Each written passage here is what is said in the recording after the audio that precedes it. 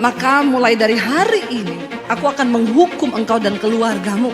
Dan Tuhan berkata, tidak ada lagi korban apapun yang dapat menghapus dosa keluarga.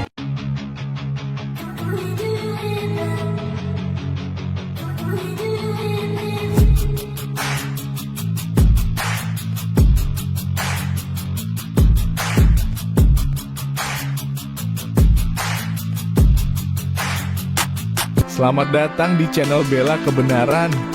Kami hadir untuk memberikan informasi opini dan atau fakta terhadap situasi yang sedang terjadi. Mari dukung channel ini dengan cara menekan tombol subscribe dan bunyikan loncengnya. Terima kasih.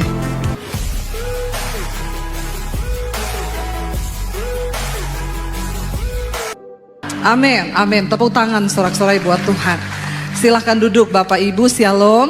Iya, Bapak Ibu, ya tidak ada yang lain yang kita rindukan di dalam hidup pengiringan kita kepada Tuhan selain kita ini hidup dan melihat kemuliaan Tuhan. Amin. Ya, karena ketika Tuhan memanggil kita untuk percaya kepada Dia, Tuhan sudah menyediakan kemuliaannya bagi kita. Dan apa yang terpenting yang harus kita dapatkan di dalam hidup pengiringan kita kepada Tuhan, yaitu ya kemuliaan Tuhan itu. Karena kemuliaan itu berbicara tentang kemenangan. Kemuliaan Tuhan berbicara tentang kelepasan, tentang semua hal yang kita rindukan terjadi. Saya banyak mendapatkan konseling, ibu saya ini sudah bertahun-tahun ikut Tuhan. Saya sudah berdoa, saya sudah ini, saya sudah itu, saya sudah ini dan itu. Tapi kenapa saya tidak mengalami ya yang namanya kemuliaan Tuhan? Saya tidak mengalami yang namanya ini ya kelepasan seperti yang saya dengar dan saya baca di dalam firman Tuhan. Hari ini kita akan belajar dari kisah hidup bangsa Israel. Bagaimana ketika bangsa Israel mengalami kehilangan kemuliaan Tuhan. Ya, saya akan ambil dari 1 Samuel pasal yang keempat. Saya sedikit beritahu kepada kita kisahnya. Pada waktu itu, ketika Tuhan sudah tidak berkenan atas Imam Eli dan keluarganya. Ya, Imam Eli adalah orang yang dipilih menjadi imam ketika itu di Silo. Ya, dan dia menjadi imam membawa bangsa itu untuk dekat kepada Tuhan. Tapi kegagalan Eli adalah ketika dia membiarkan kedua anaknya itu hidup di dalam dosa. Ya, dosa apa yang dilakukan oleh anak-anaknya Eli? Mereka mengambil bagian Tuhan.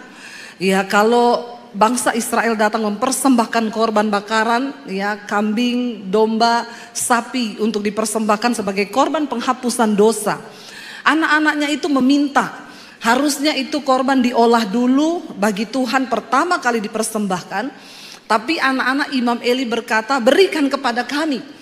Lalu petugasnya berkata, ini kita buat Tuhan dulu, nggak usah, pokoknya kami mau bagian ini. Mereka yang tentukan apa yang menjadi hak mereka.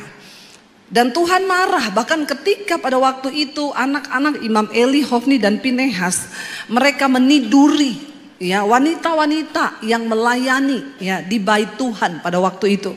Mereka melakukan segala kecemaran, kenajisan, percabulan bahkan di rumah Tuhan. Dan itu menjadi satu dosa yang Tuhan berkata kepada Imam Eli, karena engkau membiarkan anak-anakmu hidup tidak menghormati aku. Maka mulai dari hari ini aku akan menghukum engkau dan keluargamu. Dan Tuhan berkata, tidak ada lagi korban apapun yang dapat menghapus dosa keluarga Imam Eli. Maka satu keadaan yang sangat malang bagi seorang manusia ya adalah ketika dia dosanya tidak diampuni. Amin apa amin? Ya, firman Tuhan berkata, berbahagialah orang yang dosanya diampuni dan yang meninggalkannya.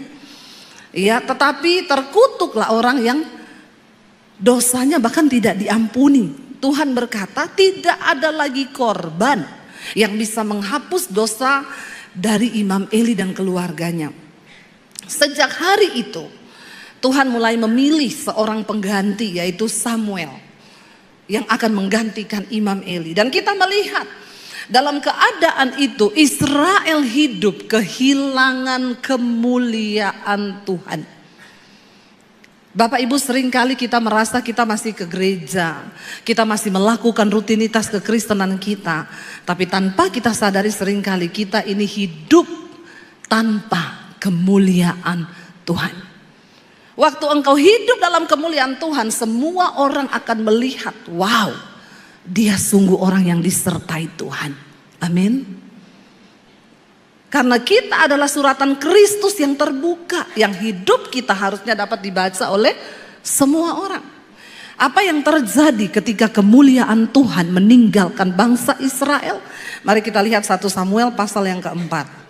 Tulisannya, judulnya di sana adalah tabut Tuhan dirampas, ya, Filistin merebut tabut perjanjian. Ayat yang pertama, perkataan Samuel dinyatakan kepada seluruh bangsa Israel, ya. Sekarang bangsa Israel pergi berperang menghadapi bangsa Filistin. Mereka berkemah di samping, ya, di samping Ebenezer, dan bangsa Filistin berkemah di Afek. Ayat yang kedua, baca sama-sama ya supaya saudara tidak nganggur. Jadi saya juga ada temennya. Nanti kalau nganggur tidur. Orang itu kalau kebanyakan nganggur bahaya. Amin. Ya, supaya saudara aktif juga. Saya tahu nih banyak yang gak baca Alkitab di rumah. Jadi baca Alkitab di gereja. Yuk baca bersama 1, 2, 3. Bangsa Filistin mengatur posisi barisan mereka untuk menghadapi Israel. Pada saat terjadi pertempuran, bangsa Israel terpukul kalah oleh bangsa Filistin. Mereka menewaskan kira-kira 4.000 orang dari pasukan Israel di medan pertempuran. Israel kalah atau menang? Berapa ribu orang yang tewas? 4.000. Kalah. Israel kalah terhadap orang Filistin. Ayat yang berikutnya, lalu orang-orang itu masuk ke dalam kemah dan berkata para tua-tua Israel, mengapa hari ini Yahweh membuat kita kalah di hadapan bangsa Filistin?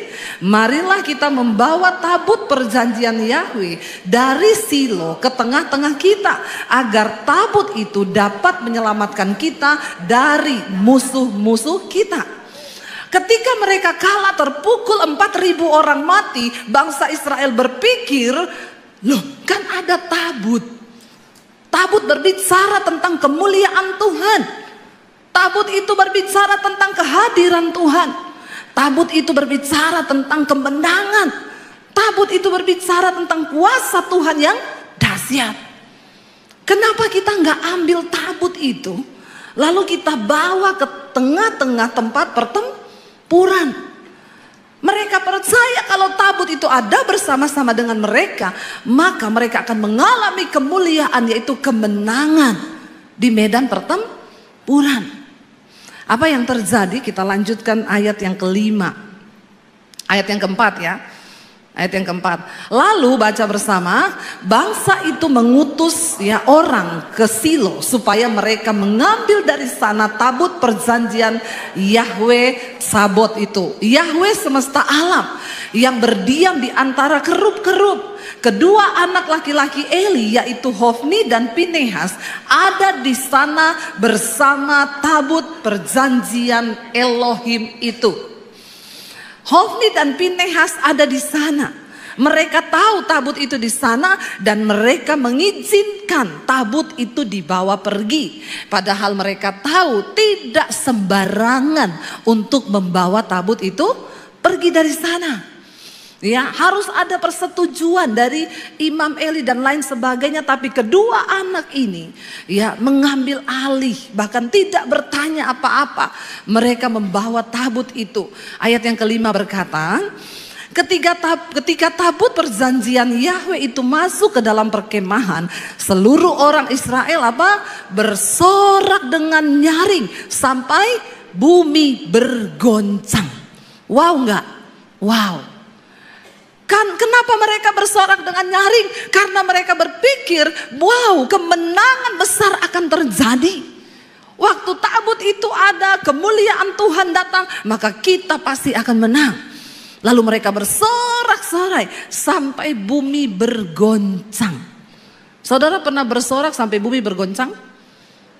Rumahmu aja lah, kamarmu aja bergoncang ada? Tapi kayaknya ini teriakan dahsyat banget ya. Sampai membuat bumi bergoncang. Ya, dan apa yang terjadi ketika teriakan besar itu, ketika sorak-sorai itu terjadi, bahkan Apa yang saya dapat di sini? Saudara, teriakanmu, sorak-sorakmu sekalipun membuat bumi bergoncang, belum tentu itu menggoncangkan hati Tuhan. Amin. Ya, jangan cuma hebat di gereja waktu nyanyi, ya. Kita nyanyi dengan luar biasa. Kita buat iblis gemetar. Ya. Sampai di rumah iblis buat kita gemetar. Ya, itu yang banyak saya lihat sih dari orang Kristen, ya. Bukan soal lompat-lompatmu seperti apa. Sekalipun bumi bergoncang karena teriakanmu, belum tentu hati Tuhan tersentuh. Bangsa Israel bersorak-sorai karena tabut itu datang. Tapi mereka tidak sadar bahwa kemuliaan Tuhan sudah tidak ada bersama-sama dengan mereka. Mereka gak sadar bahwa kemuliaan Tuhan gak tinggal lagi dengan mereka. Kita lihat ayat yang berikutnya berkata begini. Bangsa Filistin mendengar keributan dari teriakan itu dan berkata, apakah arti keributan dari teriakan dahsyat di perkemahan orang-orang Ibrani itu? Lalu mereka mengetahui bahwa tabut Yahweh telah datang ke dalam perkemahan itu. Orang Filistin penasaran. Apa yang membuat mereka bersorak begitu hebat? Setelah diselidiki, oh ternyata tabut Tuhan sudah dibawa ke perkemahan Israel di medan pertempuran. Lalu apa yang terjadi ketika orang Filistin tahu bahwa tabut itu dibawa? Baca bersama ayat 7. Bangsa Filistin menjadi takut. Takut.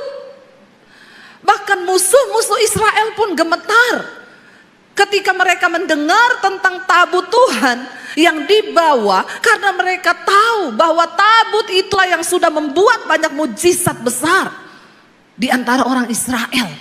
Mereka tahu ketika Tuhan hadir, maka sesuatu itu pasti terjadi. Mereka tahu bahwa ketika Tuhan, ya, yang semesta alam itu ada di pihak Israel, maka mereka nggak bisa berbuat apa-apa. Dikatakan di sana mereka berkata, mereka menjadi takut. Mereka berkata, Elohim telah datang ke dalam perkemahan itu.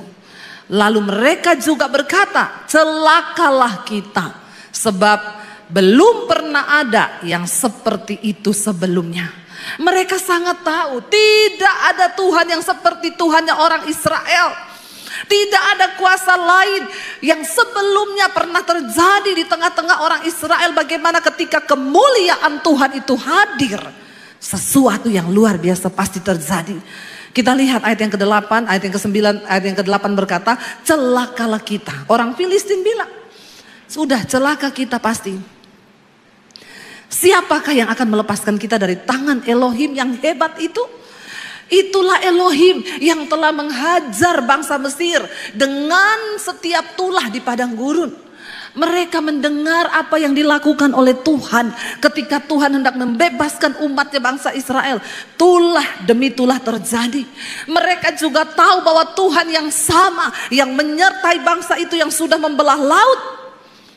Sehingga pasukan Fir'aun mati semua, tenggelam di laut itu.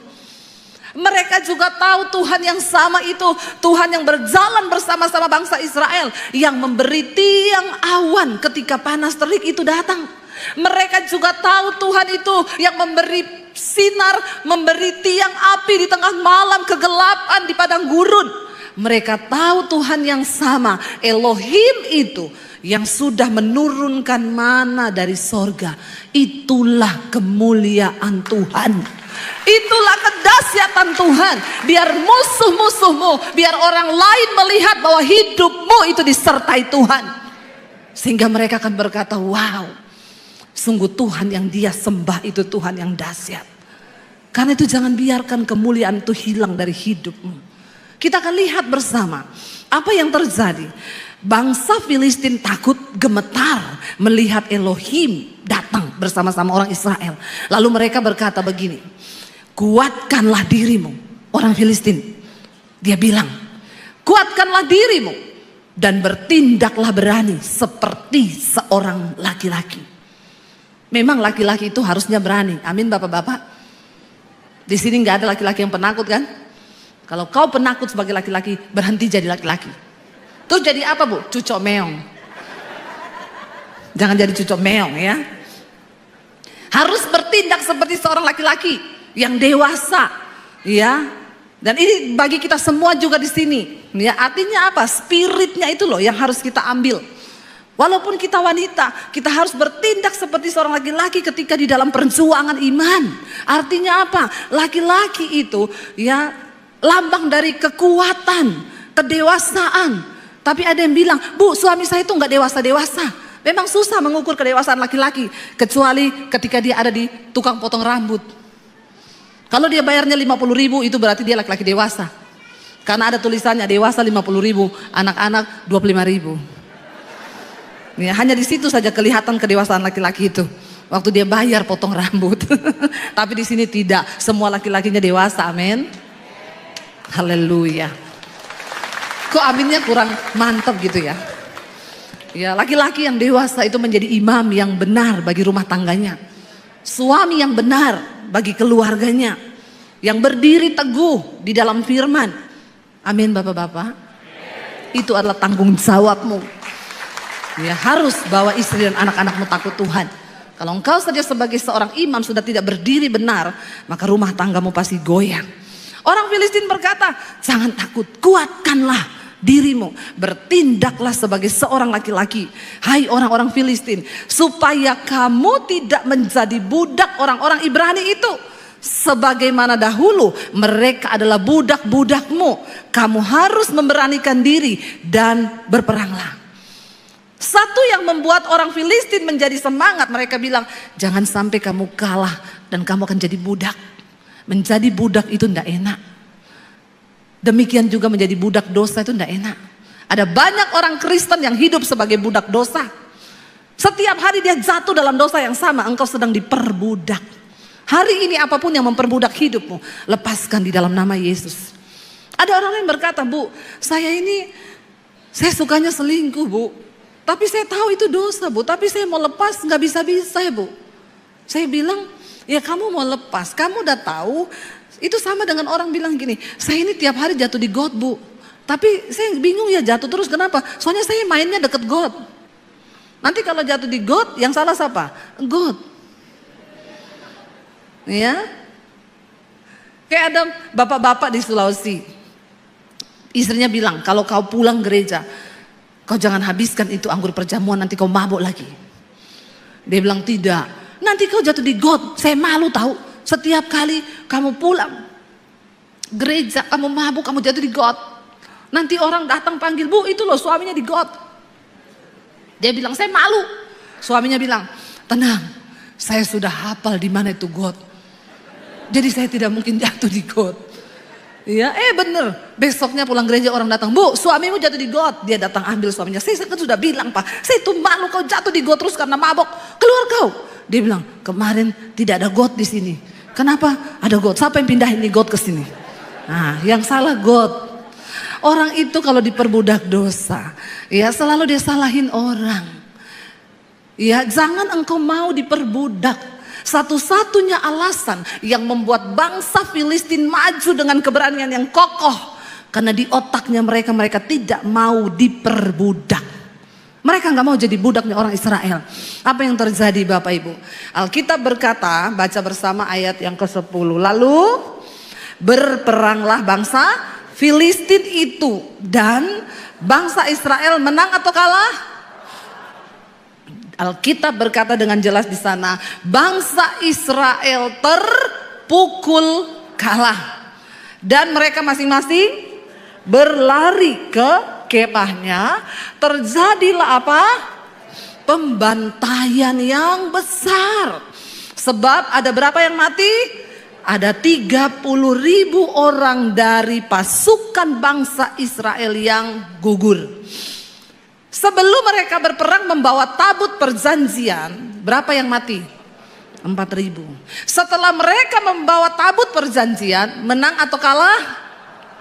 Yang mati berapa? Berlipat kali ganda yang mati. Lalu mereka bertanya, di mana kemuliaan Tuhan itu? Bukankah kami sudah membawa lambang dari kehadiran Tuhan di tengah kami? Bapak Ibu, Tuhan itu tidak bisa direkayasa. Mari engkau punya pemahaman yang benar akan firman Tuhan. Kenapa saya selalu berkata, jangan engkau suka titip-titip doa. Engkau harus datang sendiri kepada Tuhan, engkau harus bertemu Tuhan, supaya engkau memiliki pengalaman pribadi dengan Tuhan. Tapi ada banyak orang Kristen tuh yang gak ngerti. Saya ditelepon Bu Debi, saya itu ada beli rumah baru di kawasan elit. Ibu bisa nggak doakan rumah saya sebelum saya tempati dengan keluarga? Nanti saya kasih alamatnya, nanti saya antar kuncinya ke rumah ibu berserta dengan amplop persembahannya. Tapi saya nggak ada Bu, ibu aja pergi ke sana. Dalam hati saya bilang, Pret. Dia pikir ketika dia utus pendeta datang berdoa buat rumahnya, lalu rumah itu akan diberkati dan setannya pergi. Saya bilang, Pak, kalau saya datang, doakan rumah itu bisa. Misal ada 10 setan di dalam. Saya doakan, saya kuduskan 10 setan pergi. Tapi ketika Bapak masuk, setan ini ajak teman satu-satu. Jadi 20 setan balik ke rumah itu dan tinggal dengan Bapak dan Ibu dan anak-anak. Makanya terjadi pertengkaran tiap hari ribut. Kenapa? Lalu ngomong, lo dulu didoakan pendeta Debbie, kenapa jadi malah tambah banyak setannya? Saya bilang saya tidak akan berdoa. Biar Bapak kirim amplop tebel, maaf ya Bapak Ibu. Jangan kau pikir pendeta itu ya cuma mau terima amplop. Emang saya pendeta apaan? Pret. Kalau ada pendeta yang mau begitu, sudah jangan percaya lagi sama itu pendeta. Jangan percaya itu pendeta abal-abal tuh. Suruh doakan rumah kosong mau. Nggak ada orangnya, yang penting dapat amplop, Pret. Ajarkan kepada umat itu pengajaran yang benar. Amin. Saya bilang Bapak Ibu harus ada di rumah itu. Nanti Bapak Ibu yang doa pengurapan. Saya cuma berdoa. Supaya apa? Waktu Bapak Ibu yang berdoa, setannya pergi. Bapak Ibu tinggal, setannya juga takut. Karena dia bilang ini dulu yang berdoa. Dia orang yang beriman. Jangan kau itu punya pemahaman yang salah. Makanya sekalipun kau pelayanan, sekalipun kau bayar persepuluhan, persembahan, kau pakai kalung salib yang besar, di rumahmu ada gambar Yesus yang gede, kau pikir setan takut? Hello? Bangsa Israel berpikir dengan mereka membawa tabut perjanjian, maka Tuhan akan berpihak kepada mereka. Tuhan bukan Tuhan yang bisa direkayasa. Saya ada masalah Bu, saya baca doa Bapa Kami 100 kali. Dia kira setelah dia berdoa Bapa Kami 100 kali, yang ada Tuhan tuh enggak tergerak hatinya. Mulutmu berbusa, iya. Karena kau baca doa Bapa Kami 100 kali.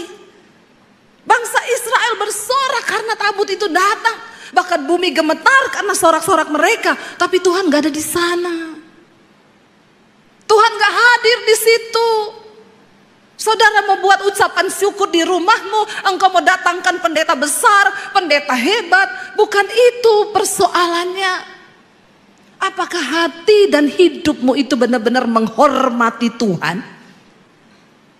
Apakah engkau menghormati kekudusannya? Apakah engkau hidup menghormati Tuhan dan dosa-dosa engkau buang dari hidupmu? Sekarang ini terlalu banyak orang yang bermain-main. Berapa banyak orang melayani Tuhan di mimbar, tapi mereka mencemarkan mimbar seperti anak-anaknya Hofni dan Finehas, anaknya Eli. Mereka melakukan kenajisan, mereka tidur dengan perempuan-perempuan. Maka saya berkata, hello, engkau para pelayan mimbar, kita bukan gagah-gagahan di sini, ditampilkan di sini, nyanyi-nyanyi, keluar di YouTube, keluar di mana. Kalau hidupmu tidak dalam kemuliaan Tuhan, engkau hidup bersinah, engkau hidup dalam kenajisan, engkau melakukan percabulan. Banyak sekarang para WL, selingkuh, singers, pemain musik, hidup mereka nggak benar. Di sini nggak ada yang ngaku. Tapi mari kita kuduskan hidup kita. Amin. Supaya pelayanan kita tuh juga berdampak. Supaya apa yang kita sampaikan itu bisa diterima oleh orang. Hamba Tuhan, kalau hidupmu sendiri di luar kemuliaan, maka pelayananmu tuh omong kosong. Sekalipun engkau berkhotbah itu tidak akan masuk ke dalam hatinya orang yang mendengar, sebab engkau sendiri tidak menjadi pelaku-pelaku dari firman Tuhan. Itu yang terjadi. Saya diundang satu keluarga kaya, Bu, anak saya mau balik ke Amerika. Mereka kuliah di Amerika, sekolah. Jadi ibu tolong doakan urapi mereka. Besok jam 8 pagi kalau bisa ibu datang ke rumah kami. Saya bilang, ya saya mau datang asal ada bapaknya dan ibunya di situ. Mamahnya bilang, oh saya pasti ada, Bu, tapi suami saya nggak tahu ya. Kayaknya dia nggak bisa, Bu, karena dia tuh sibuk bisnis, ada meeting, ada kepiting, ada ini, ada itu. Oh, Bapak kerja terus sibuk ya? Iya. Terus ngundang saya kenapa? Ya supaya anak kami diberkati. Dia pikir kalau didoakan pendeta terus anaknya itu diberkati. Lalu saya bilang, kalau Bapak ada saya datang, tapi kalau Bapak enggak ada saya enggak datang. Dalam hati saya, ya siapa saya? Kamu aja yang punya kepentingan dengan anakmu, kok enggak menghormati Tuhan? Kok kamu suruh saya datang? Walaupun amplopmu tebel. Mereka tuh seringkali pikir pendeta itu hanya sekedar amplop. Saya juga berdoa supaya para pendeta yang mendengarkan khotbah saya ini bertobat. Kau jangan melihat amplopnya tebel. Katakan sesungguhnya yang benar tentang firman Tuhan. Ajarkan yang benar kepada umatmu. Jangan karena amplop, karena orang kaya, terus akhirnya oke. Lakukan sesuai firman Tuhan. Akhirnya dikabari malam-malam, Bu, oke Bu, saya bisa bujuk suami saya, Bu. Akhirnya besok dia bisa, Bu, jam 8 ya, Bu. Oke, saya datang. Ketika sudah berkumpul, saya berdoa, lalu saya bilang nanti saya akan berdoa buat anak-anak, tapi yang akan mengurapi anak-anak ini bapak dan ibu. Suaminya mulai kelimpungan, bingung. Hah? Saya? Saya bilang, loh kenapa, Pak? Ya, tidak ada berkat yang lebih besar bagi seorang anak daripada berkat dari orang tua. Amin. Karena orang tua pasti memberkati anak dengan segenap hati. Kalau pendeta kan hanya sekedar mendoakan, tapi orang tua dengan harapan, dengan air mata, dia rindu anaknya ini benar-benar diberkati oleh Tuhan. Lalu, loh, Bu Debbie sini sebentar, Bu, saya diajak ke ruang sebelah. Kenapa? Bu, kan katanya kalau kita doakan berkat tumpang tangan kepada orang itu bisa transfer spirit ya, Bu. Terus saya bilang, iya, kenapa, Pak? Lah nanti saya kalau doakan anak-anak saya bisa transfer spirit. Emang Bapak ada roh apa ya? Kok takut anaknya transfer spirit? Emang spirit apa yang ada dalam Bapak? Terus, ya kan bukan gitu ya, Bu. Maksudnya kalau saya ada dosa, ya nanti, ya emang dosa apa yang ada sama Bapak? Ini yang saya suka, saudara. Ya, kenapa? Kenapa saya panggil? Karena saya tahu yang begini-begini ini. Kenapa, Pak? Ada dosa apa? Mending Bapak sekarang bertobat. Saya kasih Bapak waktu beberapa saat supaya Bapak bertobat dulu. Setelah Bapak bertobat, minta ampun sama Tuhan, kuduskan tanganmu, kuduskan hatimu dan hidupmu, lalu engkau lepaskan berkat buat anak-anakmu. Terus, oh iya, Bu, sebentar ya, Bu. Ya udah, dia masuk ke kamar mandi biar dia bertemu Tuhan di kamar mandi. Bapak-bapak, enggak ada berkat yang lebih besar bagi anak cucumu selain berkat dari hidupmu. Makanya engkau harus hidup dalam pertobatan, amin. Akhirnya dia keluar, masih tanya lagi, jadi saya ya, Bu? Iya, jadi Bapak. Ya udah, akhirnya dia doakan anak-anaknya. Itu yang benar. Jangan engkau pikir ketika engkau panggil pendeta hebat, terus anakmu diberkati gitu. Tuhan tuh gak bisa direkayasa. Tuhan tuh gak bisa main-main. Kau pikir kau bisa sogok Tuhan? Gak bisa. Karena persembahan hidup, pertobatan itu yang lebih menyenangkan hati Tuhan. Itu yang lebih membuat Tuhan tuh bergetar. Bangsa Israel berpikir ketika mereka membawa tabut itu maka mereka akan mengalami kemenangan. Ayat yang ke-11 baca bersama, dikatakan di sana, tabut Elohim akhirnya dirampas. Bahkan juga kedua anak laki-laki Eli tewas, yakni Hofni dan Pinehas.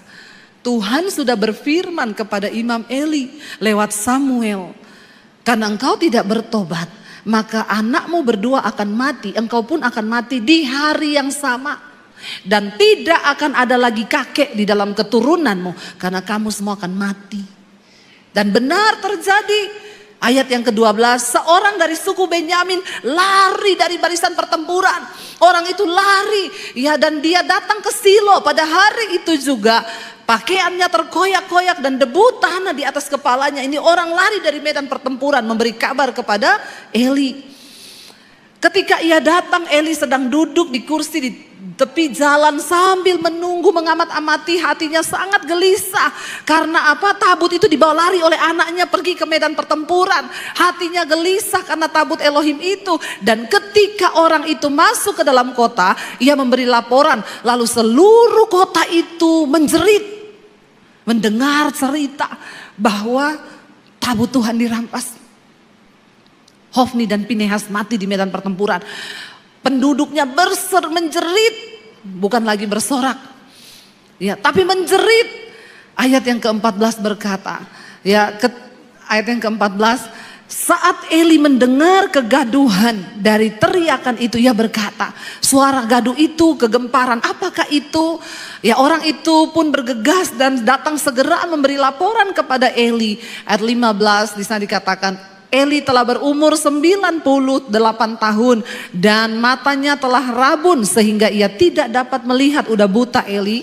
Orang itu pun berkata kepada Eli, akulah datang dari barisan tempur itu dan hari ini aku telah melarikan diri dari barisan tempur. Eli berkata, apa yang telah terjadi di sana anakku? Ayat yang ke-17, pembawa kabar itu menjawab dan berkata, Israel telah melarikan diri dari hadapan bangsa Filistin dan di sana juga telah terjadi pembantaian yang besar-besaran di antara rakyat. Kedua anakmu juga telah mati, yakni Hofni dan Pinehas, dan tabut Elohim telah dirampas. Lalu dikatakan ketika ia menyebutkan tentang tabut Elohim itu dirampas, Eli terjatuh ke belakang dari tempat duduknya di pinggir pintu gerbang, lehernya patah dan ia pun mati pada hari yang sama dengan kedua anaknya itu yang mati. Karena orang itu telah tua dan gendut berat, makanya jangan gendut-gendut. Eli telah menjadi hakim atas Israel selama 40 tahun. Tragis matinya. Dan ayat yang berikutnya berkata, waktu itu menantu perempuannya, istri dari Pinehas, sedang hamil tua dan hampir melahirkan. Ia mendengar kabar tentang tabut Elohim itu yang telah dirampas dan mendengar bahwa ayah mertuanya serta suaminya mati. Telah mati semua. Lalu ia membungkuk dan bersalin. Karena memang waktu melahirkan telah tiba, saat itu juga melahirkan istrinya Pinehas. Dan ayat yang berikutnya berkata, menjelang saat kematiannya, mati juga dia habis melahirkan. Wanita-wanita yang berdiri di sampingnya berkata kepadanya, jangan takut, engkau telah melahirkan seorang anak laki-laki. Tetapi ia tidak menjawab, bahkan tidak memperhatikannya. Lalu ia menamai anak itu Ikabod sambil berkata, kemuliaan Tuhan meninggalkan Israel, sebab tabut Elohim telah dirampas dan karena ayah mertuanya serta suaminya telah tiada. Tragis apa yang menimpa bangsa Israel. Ikabod, kemuliaan Tuhan telah meninggalkan. Mari kita berdoa Bapak Ibu, sebagai orang percaya, anak-anak Tuhan, mari hidup takut dan hormat akan Tuhan. Tuhan tidak bisa direkayasa. Dia melihat hatimu, dia melihat hidupmu, kita yang sungguh-sungguh takut akan Tuhan. Mari kita hormati Tuhan. Mari kita mau berkata, Tuhan, kami mau meninggalkan apa yang ada di belakang kami. Dan kami mau mengarahkan hidup kami kepada apa yang di depan. Kita mau katakan di hadapan Tuhan, kami mau tinggalkan hidup lama kami Tuhan. Kami mau sungguh-sungguh hidup dalam hidup yang baru bersama Engkau.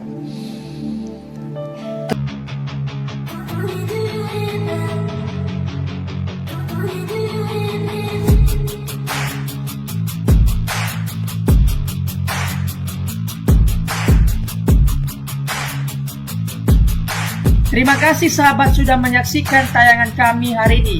Tuhanlah yang membalas dan memberkati kita semua. Apabila sahabat diberkati, marilah kita dengan murah hati untuk share video ini kepada teman-teman kita yang lain, kepada grup-grup keluarga dan sebagainya. Dan jangan lupa meninggalkan komentar di bawah video ini, serta menekan tombol subscribe video kami, sehingga sahabat tidak ketinggalan video-video terbaru dari kami. Terima kasih. Tuhan Yesus memberkati kita semua. Dan dengarkanlah firman Tuhan singkat ini. Mintalah maka akan diberikan kepadamu. Carilah maka kamu akan mendapat. Ketuklah maka pintu akan dibukakan bagimu. Kita harus melakukan sesuatu sampai sesuatu itu akan terwujud atas hidup kita. Minta, cari, dan ketuklah maka Tuhan pasti membukakan pintu. Lukas 18 ayat 1. Yesus mengatakan suatu perumpamaan kepada mereka untuk menegaskan bahwa mereka harus selalu berdoa dengan tidak jemu-jemu. Kita berdoa dengan tidak jemu-jemu. Terus minta maka pasti akan diberikan. Tuhan Yesus berkata, "Karena itu aku berkata kepadamu, apa saja yang engkau inginkan ketika engkau berdoa, percayalah bahwa engkau telah menerimanya dan engkau akan memilikinya." Amini ayat firman Tuhan ini, bahwa Tuhan pasti memberikan segala sesuatu yang kita butuhkan.